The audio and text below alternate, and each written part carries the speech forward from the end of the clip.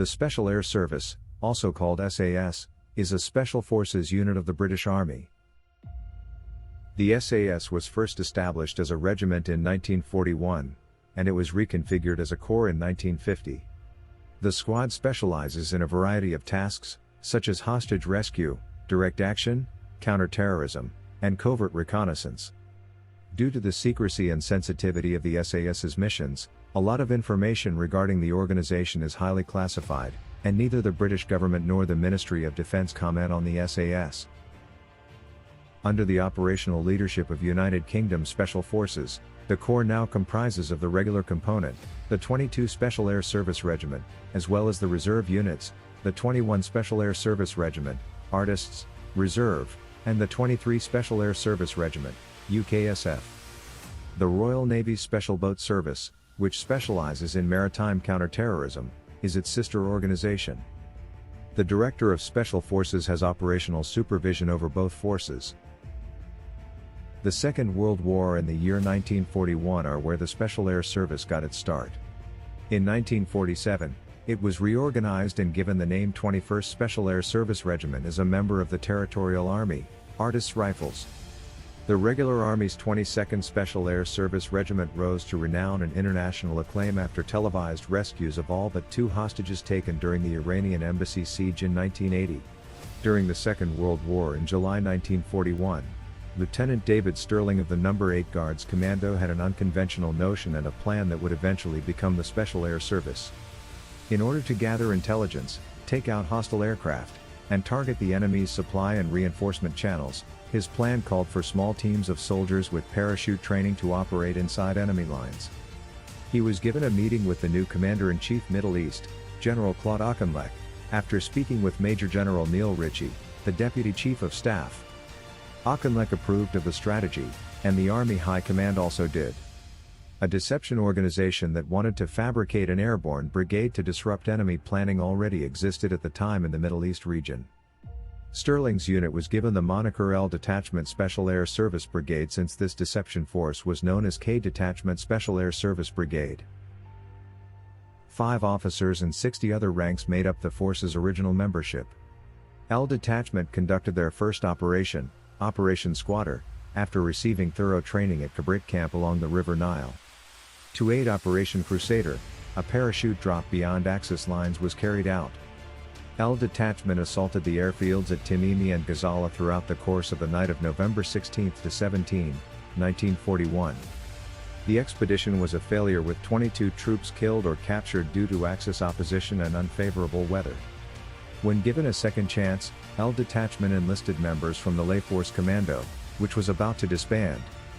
Their second mission, which was carried out with greater success by the Long Range Desert Group, involved attacking 3 airfields in Libya and resulted in the loss of no more than 60 aircraft.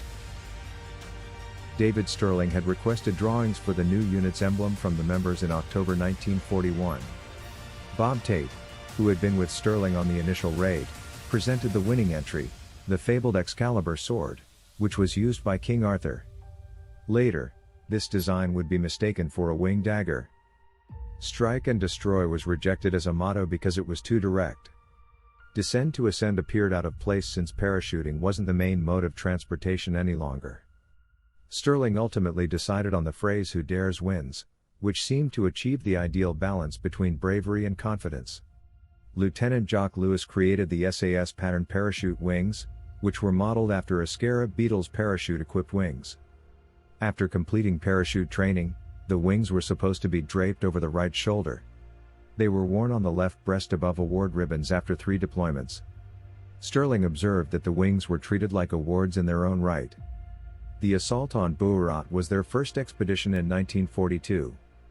They severely damaged the harbor, the fuel tanks, and the storage facilities while being transported by the LRDG.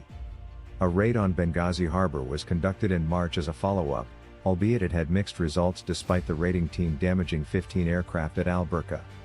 Sterling oversaw a joint SAS/LRDG patrol that conducted raids at Fuka and Mersa Matruh airfields in July 1942, resulting in the destruction of 30 aircraft. The SAS had a busy month in September 1942. They were given the new name 1st SAS Regiment and were made up of the Special Boat Section, SBS, 1 Free French Squadron, and 4 British squadrons. They participated in Operation Agreement and the Distraction Attack Operation Bigamy, among other operations.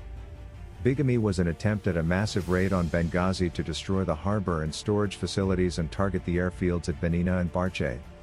It was commanded by Sterling and supported by the LRDG. However, they were found during a fight at a roadblock. Sterling chose not to proceed with the attack and gave the order for a withdrawal once the element of surprise was lost. The SAS and LRDG worked together to secure an inlet at Mersa Sayas so that the main force could land by sea. With the help of Special Interrogation Group soldiers who spoke German, the SAS was able to escape enemy defenses and capture Mersa Sayas. Only 2 soldiers survived Operation Anglo, a raid on 2 airfields on the Greek island of Rhodes, which was conducted after the main landing attempt failed due to heavy machine gun fire. The SBS survivors were forced to spend 4 days in hiding in the countryside before they could reach the waiting submarine after destroying 3 planes, a fuel dump, and numerous buildings.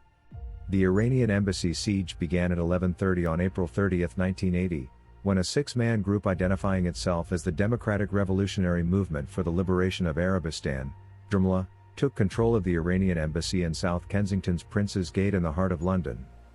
26 hostages were abducted when the group originally assaulted the facility, although 5 were later freed over the course of the next few days. The captive was killed by the kidnappers on the 6th day of the siege. This signaled a worsening of the situation, which led Prime Minister Margaret Thatcher to decide to move forward with the rescue effort. The CRW squadron on duty, B Squadron, was informed of the order to deploy the SAS. After the first hostage was killed, David McNee, the Commissioner of the Metropolitan Police, handed a note bearing Thatcher's signature to the Ministry of Defense, indicating that this was now a military action. Operation Nimrod was its name.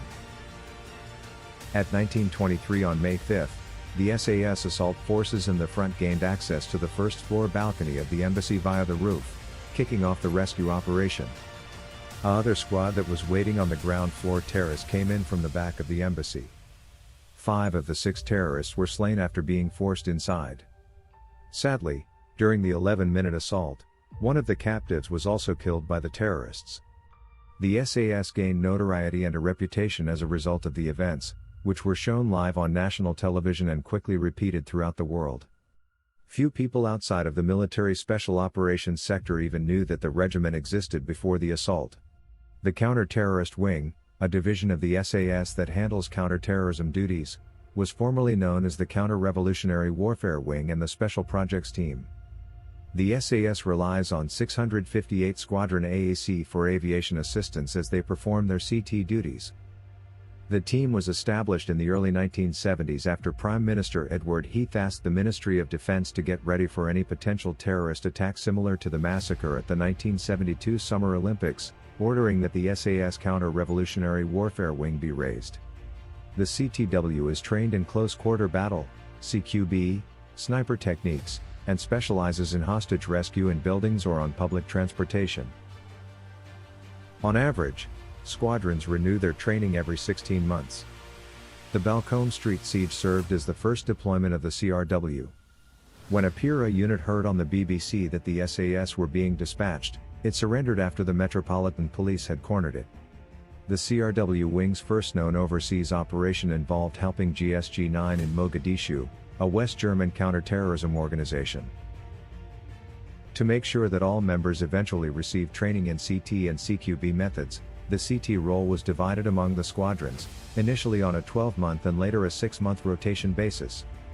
The Killing House, formerly known as the Close Quarter Battle House, and a portion of a Boeing 747 airplane that can be changed to fit the interior layouts of almost any commercial aircraft are both present in the Pontrilas Army training area where the SAS trained for the CT mission.